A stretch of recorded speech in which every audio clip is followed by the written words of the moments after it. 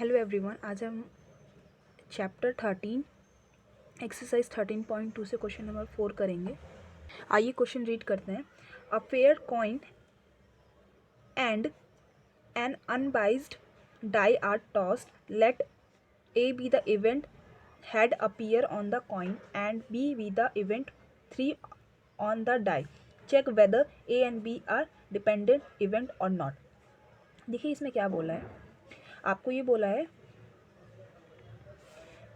आपको दो events they रखे ए एंड बी और उन्हें बताना है कि वो डिपेंडेंट है या नहीं। अब देखिए डिपेंडेंट और इंडिपेंडेंट हमने इंट्रो पार्ट में बात की है इसके बारे में, मैं क्वेश्चन में अभी आपको एक्सप्लेन भी करूँगी।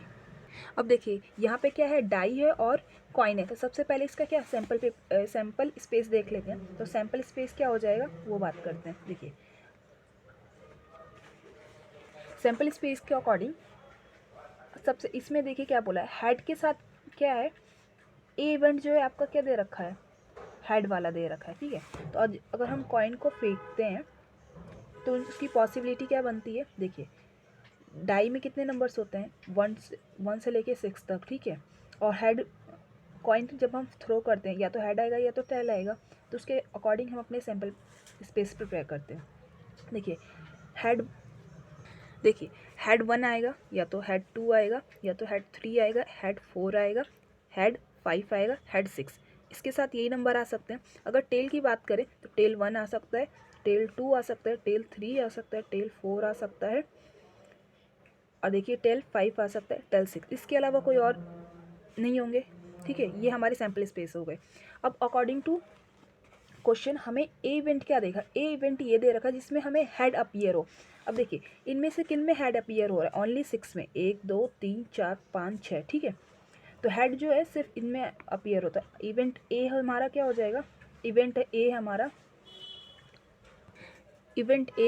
H1 H2 H3 H4 H5 H6 H for head. ठीक है, अब बात करते हैं अपने टेल की। ठीक है, यहाँ पे देखिए बी इवेंट में हमें क्या बताना था, बी इवेंट में हमें ये बताना था जिसपे 3 आए। ठीक है, मतलब 3 नंबर आए। अब देखिए इनमें से किन में 3 नंबर आ रहा है, इनमें से 3 आपका आ रहा है, एक इस वाले पे और एक इस वाले पे। ठीक है, तो हेड 3 और टेल 3 और किसी पे तो 3 नहीं आ रहा है। ठीक है, तब इन दोनों की प्रोबेबिलिटी निकाल लेते हैं। देखिए प्रोबेबिलिटी इक्वल टू क्या हो जाएगा, एक की प्रोबेबिलिटी क्या हो जाएगी, इसमें हमारे नंबर कितने हैं, 1 2 6।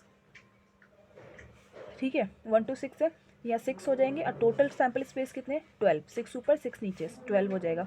तो ये क्या आ गया, 1/2। ए की प्रोबेबिलिटी आ चुकी है 1/2। ऐसे हम 2 की भी फाइंड कर लेंगे, सॉरी बी की भी फाइंड कर लेंगे। इसमें सिर्फ 2 ही हैं, क्या है, 2।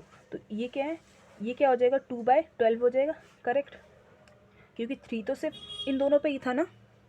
तो ये क्या हो जाएगा, तो इसे हम कट आउट करेंगे तो क्या आ जाएगा, 1/6 आ जाएगा।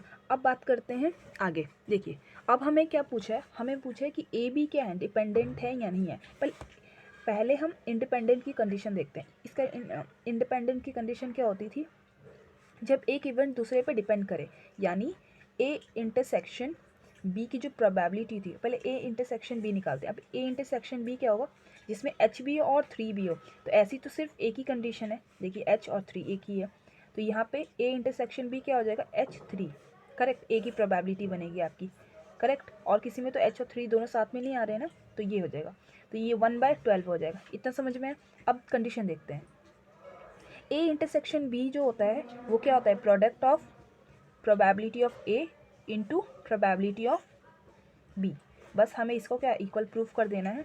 देखिए ए इंटरसेक्शन बी की प्रोबेबिलिटी 1/12 आ चुकी है। हमने ए की फाइंड की थी 1/12 और बी की क्या है 1/6। इन दोनों को मल्टीप्लाई करोगे आप तो 1/12 आ जाएगा। अब ये दोनों इक्वल आ चुके हैं, इसका मतलब क्या है, हैंस प्रूफ कि ये दोनों क्या है, सॉरी यहाँ पे हैंस प्रूफ कि ये दोनों क्या है, इंडिपेंडेंट इवेंट्स हैं। A and B are independent